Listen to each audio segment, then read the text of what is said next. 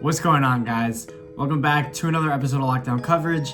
If you guys are new to the channel, my name's Daniel. On today's episode, I will be covering your Miami Dolphins victory against the Cincinnati Bengals, and I have a few key points that kind of were strange. This game in particular was a little bit weird, whether it was from Brian Flores almost fighting Bengals players on the field, or the Dolphins offense actually starting off slow for the first time in a while. Tua Tagovailoa having one of the better games in his career in terms of numbers wise. Yes, he did get away with a few interceptions, and also the Cincinnati Bengals and Miami Dolphins getting ejected and having almost an all-out brawl with Xavier Howard. And this is where I want to begin, is that Xavier Howard and Tyler Boyd got in a little scuffle early in the second quarter. I would say actually middle of the second quarter, and Xavier Howard seemed to have given Tyler Boyd kind of a little shove in the face. And I have never seen the NFL be this soft in disciplinary issues and giving players ejections. I have personally never seen players getting ejected. The commentator said there were reportedly punches thrown, but for my eyes, if you guys want to see the tape, I did not see any punches. The only thing that I did see was a little bit of foul play and a little bit of scrappiness, which happens in almost every NFL game.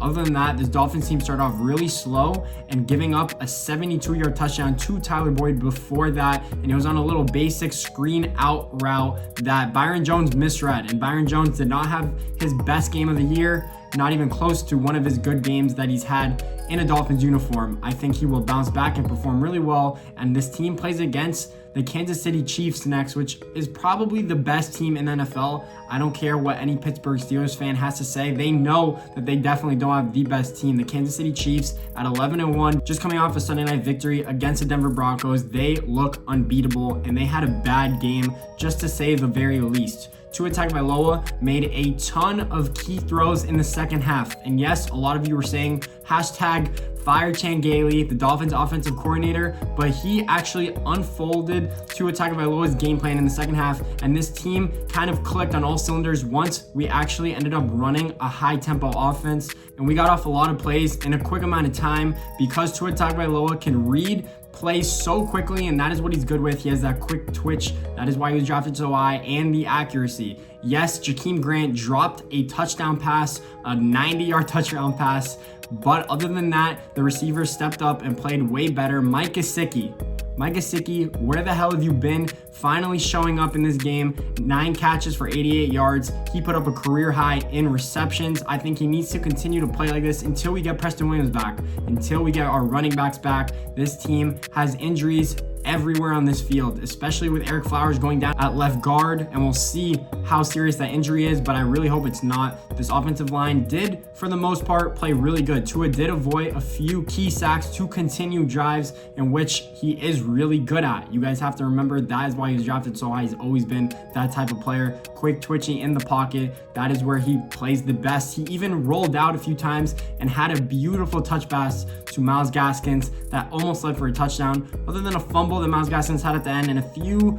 key misplays by Tua in which he kind of tried to force the ball in too much, he did look really, really good. And again, this was against a Cincinnati defense that was not particularly good at all this year. Cincinnati struggled, especially without Joe Burrow. Their quarterback situation got even worse after their starting quarterback, Allen, I don't even know his first name to be honest with you guys, got injured and Finley had to take over. So this Bengals team, I'm sorry for Joe Burrow. I love the dude. I did not want to see him get injured. This could have been the first round of many years to come for Joe Burrow against Tua Tagovailoa, but sadly it was not. We'll see what happens for this Dolphins team. And one thing I really quickly want to mention is that Christian Wilkins finally being back for this team is a huge boost to this defense. And players have said throughout the past 2 games that having him back is like an energy boost because he brings so much energy to this team, and this defense shows and plays way better with it. Eric Rowe came back after a concussion, or being evaluated for a concussion. He also looked good in this game. Xavier Howard came up with his 8th interception,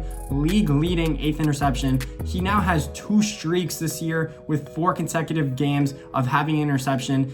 That streak broke because of one game where he didn't, in which he should have had one. So he honestly could have 9 interceptions in the past 9 games, which is absurd to think of. Xavier Howard should be looked at as one of the key players to potentially be Defensive Player of the Year.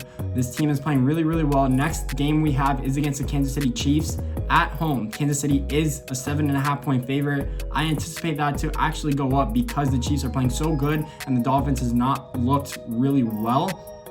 I think Tua Tagovailoa has to have his best game of the season for us to even have a chance at winning that game. Patrick Mahomes is my current MVP, and I think he will be the MVP of the NFL when it's all said and done this season. Him and Travis Kelce and Tyreek Hill are all playing phenomenally. The only chance we have is putting up points and running the ball, which honestly doesn't look good for us because those are the two things that we have struggled with this year, especially running the ball. We averaged the third least or the second least yards on the ground for this team. But other than that, we average also 3.6 yards per carry. That probably improved with Myles Gaskins having 21 carries for 90 yards this game.